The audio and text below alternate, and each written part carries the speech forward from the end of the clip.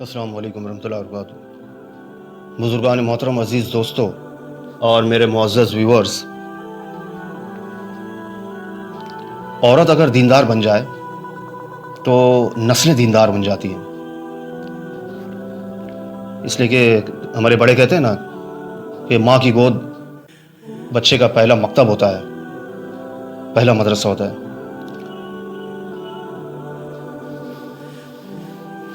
حقیقت یہ ہے کہ اگر عورتوں میں دین کا شوق اور نیک اعمال کا جذبہ پیدا ہو جائے تو اولاد پر اس کا اثر ضروری ہے۔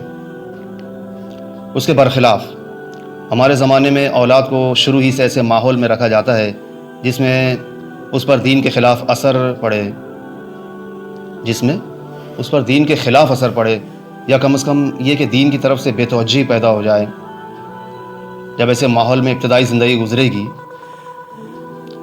تو اس سے جو ریزلٹس پیدا ہوں گے وہ ظاہر سی بات ہے۔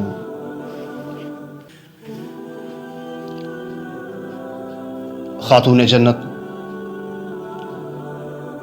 آقا کی لاڈلی بیٹی،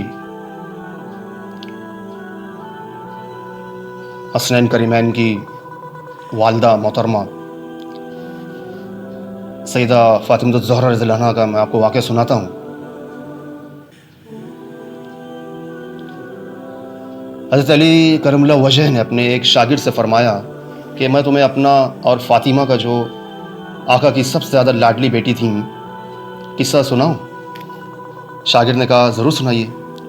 فرمایا کہ وہ اپنے ہاتھ سے چکی پیستی تھیں جس کی وجہ سے ہاتھ میں نشان پڑ گئے تھے، اور خود پانی کی مشق بھر کر لاتی تھیں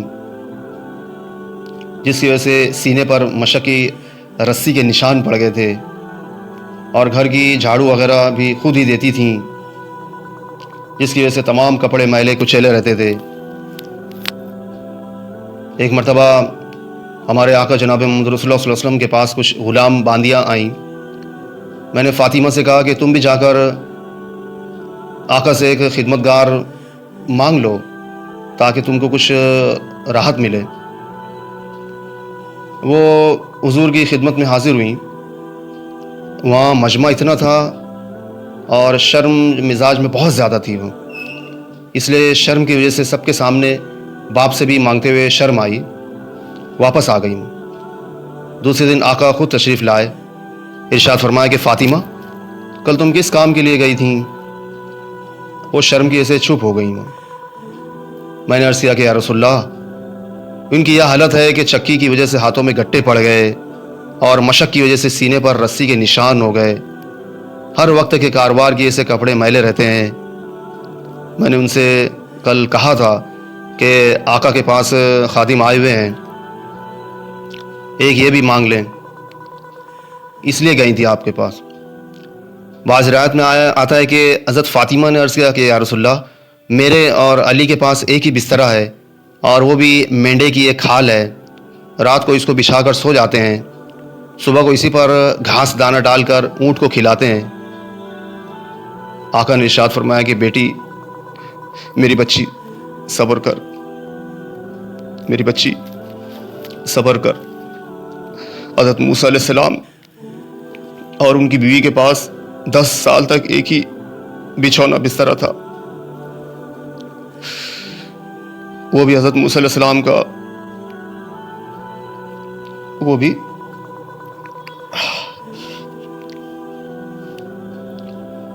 حضرت موسیٰ علیہ السلام کا چوغا تھا، رات کو اسی کو بچھا کر سو جاتے تھے۔ تو تقوی حاصل کر میری بچی، تو تقوی حاصل کر اور اللہ سے ڈر اور اپنے پروردگار کا فریضہ ادا کرتی رہے، اور گھر کے کاروبار کو بخوبی انجام دیتی رہے، اور جب سونے کے واسطے لیٹا کر تو سبحان اللہ 33 مرتبہ، الحمدللہ 33 مرتبہ اور اللہ اکبر 34 مرتبہ پڑھ لیا کر۔ میری بچی، یہ خادم سے زیادہ اچھی چیز ہے۔ حضرت فاطمہ رضی اللہ عنہ نے عرض کیا، میں اللہ سے اور اس کے رسول سے اور حال میں راضی ہوں۔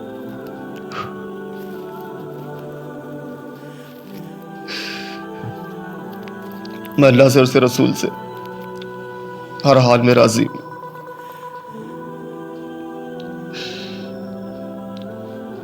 سنا آپ لوگوں نے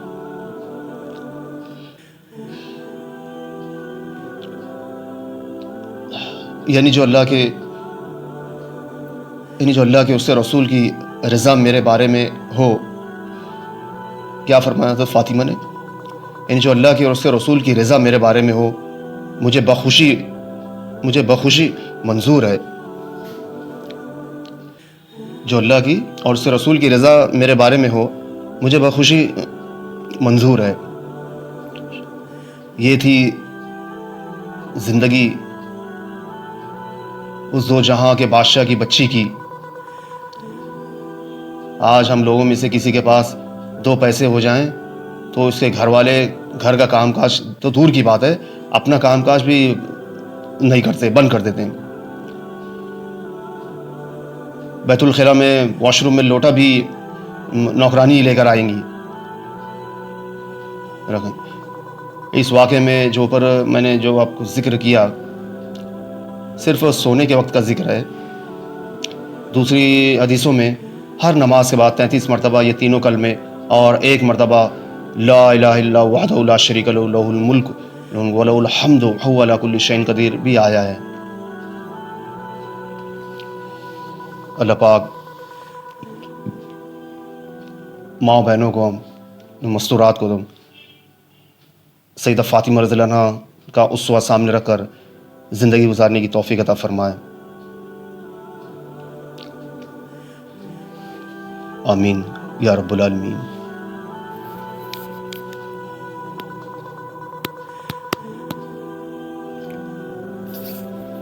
وہی ویڈیو پسند آئیں گی تو لائک کیجئے اور ہمارے چینل کو سبسکرائب کیجئے